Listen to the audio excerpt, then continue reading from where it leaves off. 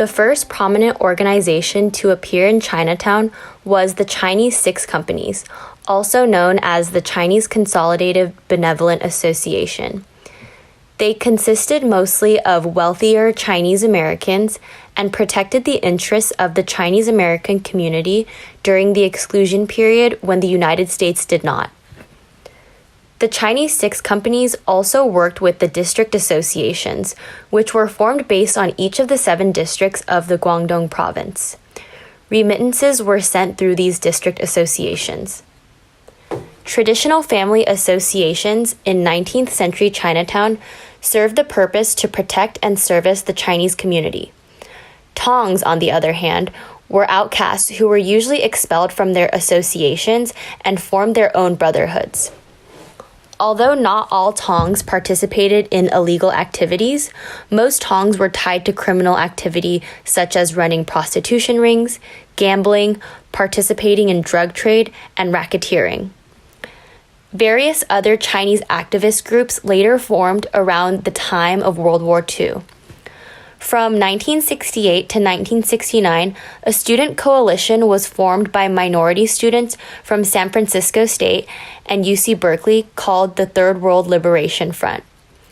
These strikes were organized by African Americans, Asian Americans, Chicano, and Native American students who wanted to unite in solidarity against institutional racism and protest for the creation of prominent ethnic studies programs.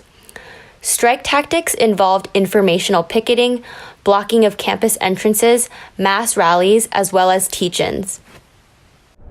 It was the whole movement of people coming together and giving each other like support, helping each other understand, helping each other like deepen our commitment to what it is going to take.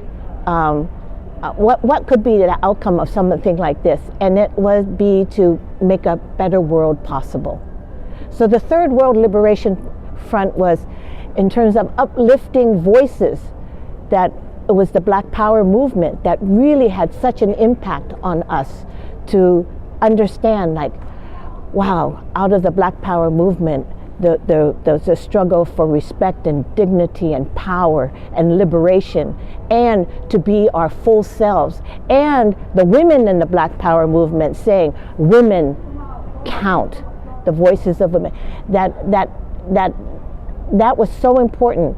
But then the other out of the Black Power movement, in particular the Black Panther movement, was what they called internationalism.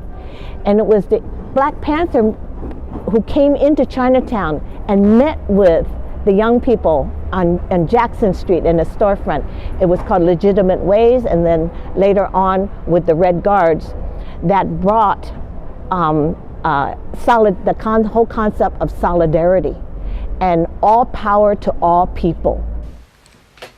Another significant event that rocked the Asian American community began in 1977, when the first eviction notice was served to 150 elderly Filipino and Chinese tenants of the International Hotel in the Manilatown district of San Francisco.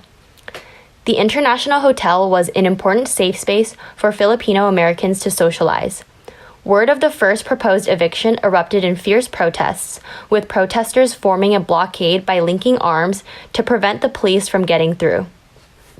Though the protest against the eviction of tenants from the International Hotel was unsuccessful, it also united the Asian American community.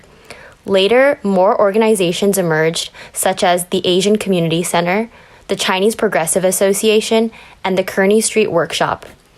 These groups became the core for political, social, and cultural transformation of the San Francisco Chinatown Manila area. The Chinese Progressive Association was a group founded in 1972 and still stands today. Their mission is to educate, organize, and empower the low-income and working-class immigrant Chinese community in San Francisco. I became involved in the Chinese Progressive Association when I was a student. I was drawn to the community by an ask while I was on campus, like, who would like to go to Chinatown and the International Hotel and volunteer and do community work? And I said, I would, and 2 of us out of 25 raised our hands. And one of the things in terms of coming down to China, coming back to my roots in Chinatown, was to attend some meetings in a storefront that was called Quon. It was at 850 Kearney Street. And so I went down to that storefront and would hang out there. And I had become a member of that organization.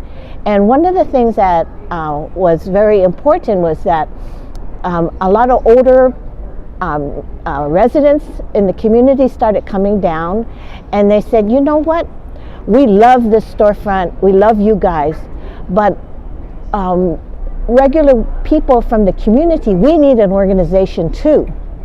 And so my husband Ben was a student at that time, and he goes, well, that's really good to know, you know, and brought that back to the organization Iwokud. And we said, well, you know what, to do our work, we don't need a storefront. Let's open this space up for the community to come down and decide what they want to have happen. And so I attended those meetings. And it was about a couple of months, and people would come down from the community after work, during dinner, and sit and have discussion of what they wanted.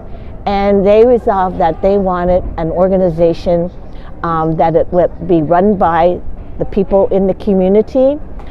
It would serve, address the issues that they cared about. It would help each other, and it would be a place in which people could discuss politics and the world. And that was the beginning of the Chinese Progressive Association. So my roots are, my involvement is, I'm proud to be one of the students that was helped found the organization those 45 years ago.